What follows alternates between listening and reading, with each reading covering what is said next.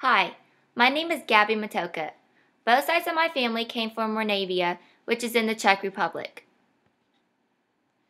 This is a picture of my great-great-grandmother, Anna Rose Karenik Matocha. She immigrated to the United States on May 12, 1871. This is a picture of the passenger list from the ship Frankfurt that she traveled on to New Orleans. This is a picture of Adolf Kovar, who was my great-great-grandfather on my mom's side of the family. His parents, Joseph and Anna Kovar, immigrated to the United States in 1868. Since they were Czech, they kept many of their Czech traditions when they came to the U.S. One tradition that is still celebrated by my family to this day is Matocha's Day, or the Blessed Virgin Mary's Day. This is on December 8th, which is the Feast of the Immaculate Conception, and if the children were good, then they would usually get a treat under their pillow or in their stocking.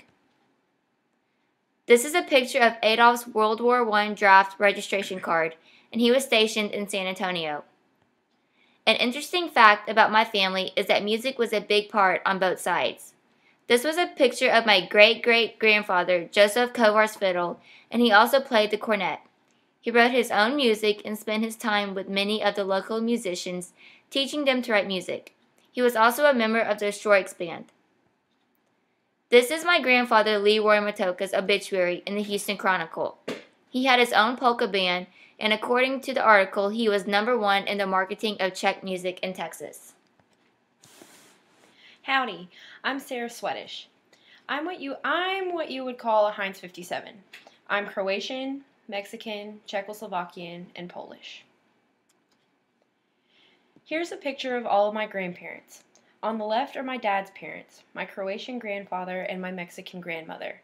And on the right are my mom's parents, my Polish grandmother and my Czechoslovakian grandfather. My great-great-grandmother, Johanna Kobe Swetish, immigrated from Croatia to Staten Island, New York in 1908 with her 5 children.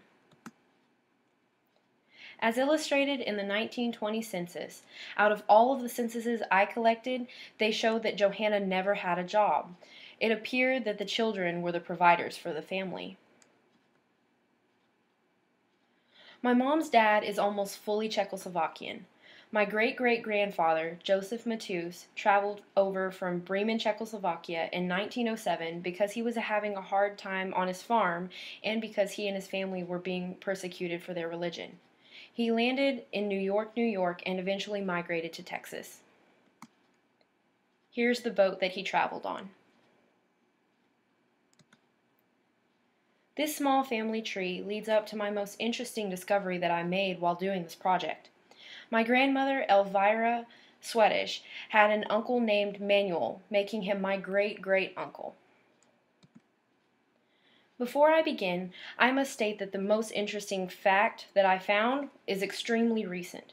In 2007, my great-great-uncle Manuel Trevino, whom I've actually never met, was mowing his yard when he struck a beehive and then was attacked by over 1,000 Africanized killer bees. Even after all the venom shut down his kidneys, he miraculously recovered. People were so astounded that he ended up getting an article in the Houston Chronicle, and he's not even from Houston. At that time, he was 91. Now he's 96 and has gone under several open heart surgeries since the bees have stung him. And according to my grandmother, he still remains very active, so that's really good.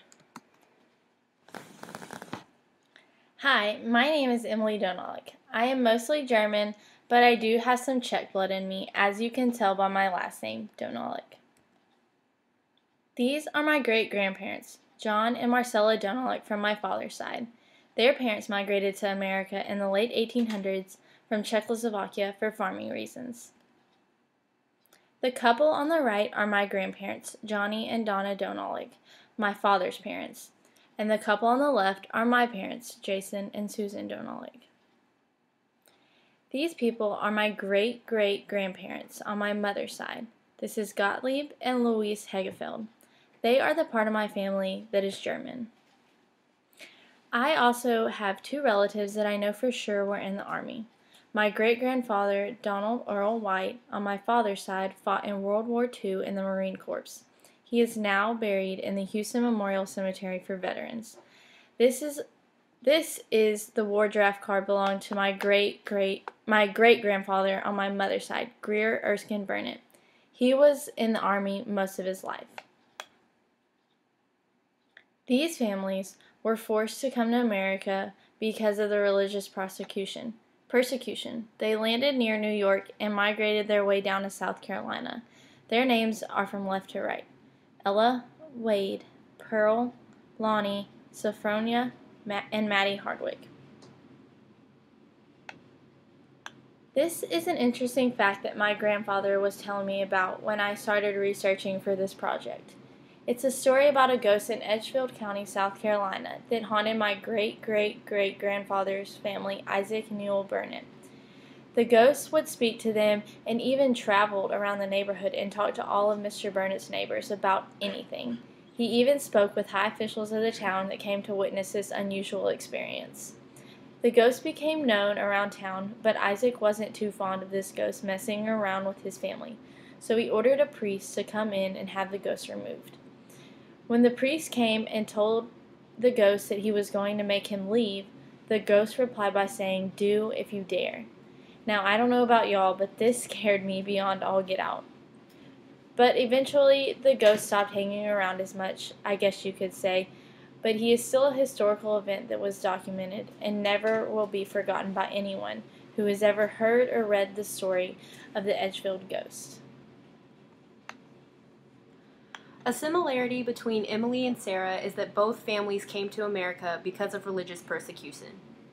A similarity between Gabby and Sara is that both families came and settled in Texas, whereas Emily's family went to North and South Carolina. A similarity between Emily and Gabby is that both of our last names are Czech. And my last name, Swetish, is Croatian. Some similarities between the three of us is that all of us attend Texas A&M. We all had ancestors who attended A&M, and we all want to be teachers.